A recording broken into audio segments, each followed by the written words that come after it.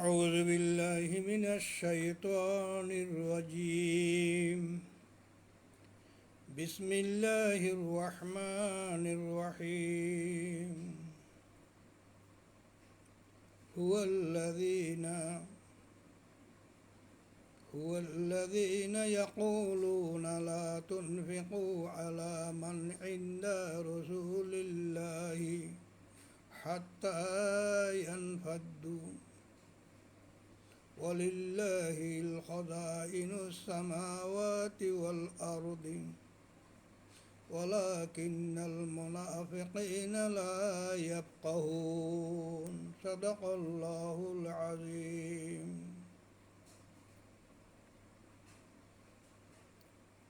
এরশাদ হচ্ছে তারা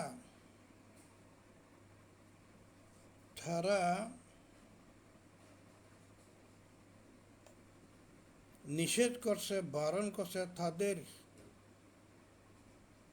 অর্থাৎ এখানে শব্দটা উচ্চারণ করতে মুনাফিকের যে দল আছে, নেতায় তাদের দলকে, গোষ্ঠীকে নিষেধ করছে যে তোমরা দান সৎকার করো না,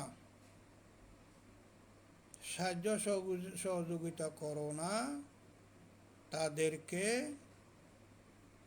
তারা যতক্ষণ রসুল হক সাল্লাল্লাহু আলাইহি ওয়াসাল্লাম, তারা তো সাল্লাল্লাহু আলাইহি ওয়াসাল্লাম বলবে না, রসুল হক সাল্লাল্লাহু আলাইহি ওয়াসাল্লামের পাশে থাকবেন, যতক্ষণ না ওনার থেকে রসুল হক সাল্লাল্লাহু আলাইহি ওয়াসাল্লামকে ছিন্ন বিচ্ছিন্ন হয়ে না যায়। ভাগ্যিস তারা যে জানে না সমস্ত দুনিয়ার আসমান জমিনের সমস্ত কিছু আল্লাহর খাজানা, আল্লাহর দরভাণ্ডার আল্লাহর কাছে রয়ে গেছে, কিন্তু এই মুনাফিকরা তো বুঝে না। আল্লাহ যা বলছেন সত্যি বলছেন।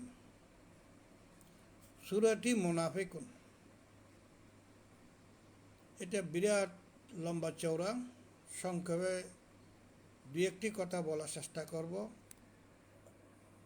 কতগুলি সিস্টেম আছে, এগুলি সিস্টেম অ্যাভয়েড করতে হচ্ছে সময়ের কারণে।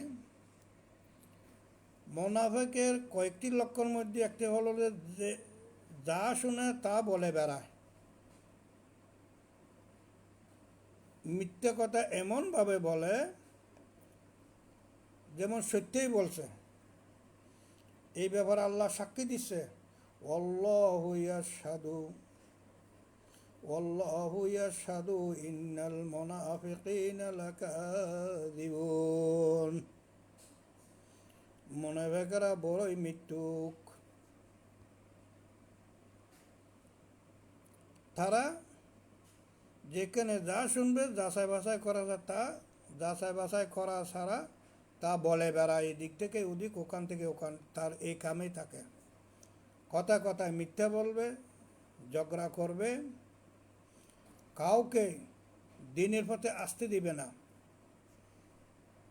তাদের যত রকমের সুপথ আছে বন্ধ করার চেষ্টা করবে, এবং তারা যে শপথ নেয়, এখানে এই পয়েন্টটা খুব গুরুত্বপূর্ণ। ইত্তাখাযু আইমানাহুম যুন্নাতান ফাসাদ্দু আন সাবিলিল্লাহি। তারা তাদের শপথগুলো ডাল হিসেবে ব্যবহার করে। মুনাফিকদের শপথগুলো তারা ডাল হিসেবে ব্যবহার করে, আর এগুলো কত যে নিকৃষ্ট কাজ। এরপর বলছে আল্লাহ, এগুলো করার কারণটা হলো সে ঈমান আনে আবার কুফরি করে, আল্লাহ তাদের কলবে নাফরমানির শিলমোহর মেরে দিয়েছে।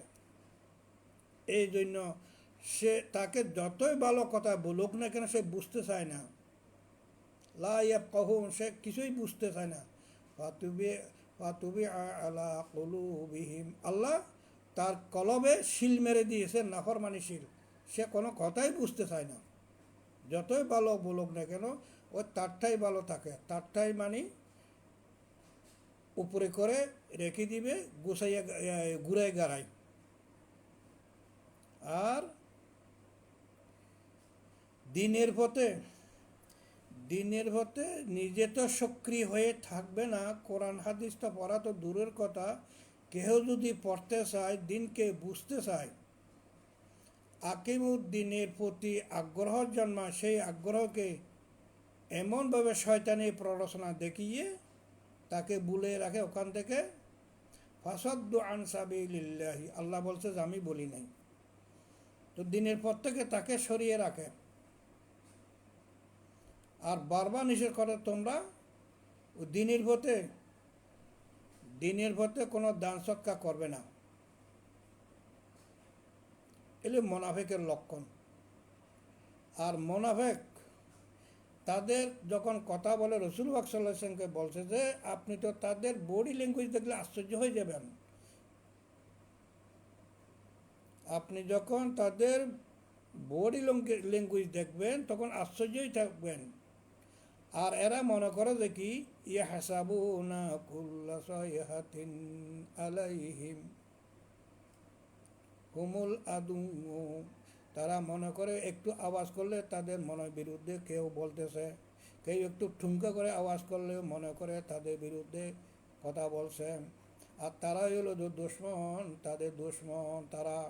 ওয়াহজারুহুম, তাদের থেকে সাবধান থাকো। কাতালুহুমুল্লাহু, আল্লাহ বল এদেরকে ধ্বংস করা হোক, এদেরকে ধ্বংস করা, আল্লাহ এদেরকে ধ্বংস করবে। কাতালহুমুল্লাহু, এদেরকে আল্লাহ ধ্বংস করুক। আন্না ইউফাকুন, বেড়া জালে গোমরাহীন চিন্তা নিয়ে কোথায় ঘুরফাক খাচ্ছ, আল্লাহ বলছে যে। তো মূল কথা হলো যে মুনাফিকের চিন্তা যতক্ষণ পর্যন্ত ছেড়ে দেওয়া হবে না, হজ করুক আর অমুক করুক তমুক করুক, নামাজির সাথে নামাজ করুক, কোরবানিদের সাথে কোরবানি করুক, দান সৎকার করবে, মানুষ দেখানোর জন্য, লোক দেখানোর জন্য খানা ফানি খাওয়াবে, এগুলো সব মুনাফিকের চিহ্ন। কিন্তু বাস্তবে তার হৃদয়ের মধ্যে দুশ্মনী চিহ্ন রয়ে গেছে, হিংসা রয়ে গেছে, অহংকার রয়ে গেছে। ফদলুবি, পদের জন্য বিভিন্ন রকমের কলা কৌশল করতে থাকে, এগুলো মুনাফিকের চিহ্ন। আখিরাতে হিসাব দিতে হবে, দিনের দায়িত্ব পালন করে তাকে যে যেতে হবে এ কথা সে ভুলে যায়। এই হলো মুনাফিকের চিহ্ন। আল্লাহ আমাদেরকে মুনাফিক থেকে রক্ষা করুক, মুনাফিকি চরিত্র থেকে রক্ষা করুক, আল্লাহ আমাদেরকে রহম করুক। 4টি কথা লাস্টে বলি যায়।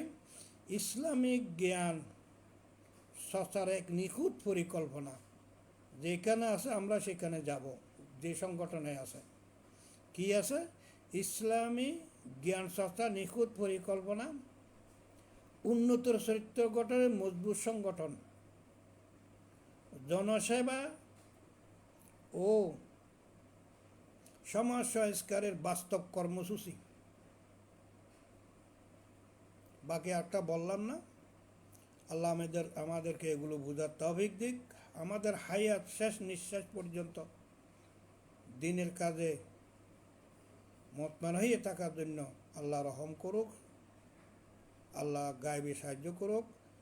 অসুখ বিসুখ অশান্তি অভাব অনটন যাদের আছে আল্লাহ তাদেরকে শান্তি দিক, অভাব অনটন থেকে আল্লাহ দূর করে দিক, ঋণ মুক্ত করে দিক আমাদেরকে। ওমা তৌফিক ইল্লা বিল্লাহ।